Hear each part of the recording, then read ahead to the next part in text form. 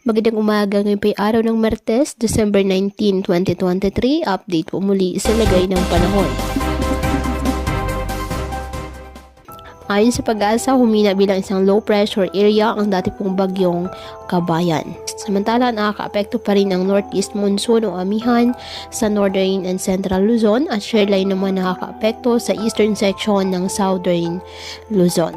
Ang nasabing LPA at ang amihan kasabay ng mga localized thunderstorms ay patuloy pa rin na magdadala ng mga pag-ulan sa iba't ibang bahagi ng ating bansa. Sa ngayon, apektado po ng LPA at shoreline ang Visayas, Mindanao, Mimaropa, Bicol Region, Quezon at Aurora, kaya asahan pa rin ang maulap na kalangitan na may kalat-kalat na pag-ulan at thunderstorms. Ang Cagayan Valley at Cordillera Administrative Region, asahan pa rin ang maulap na kalangitan na may mga pag-ulan dahil pa rin po sa amihan. Ang Metro Manila at nalalabing bahagi ng Luzon, bahagyang maulap hanggang sa maulap na kalangitan with isolated light rains dahil po sa northeast monsoon.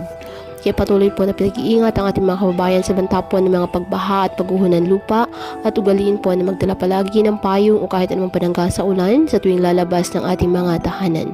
At yan po muna ang update sa lagay ng panahon ngayong araw.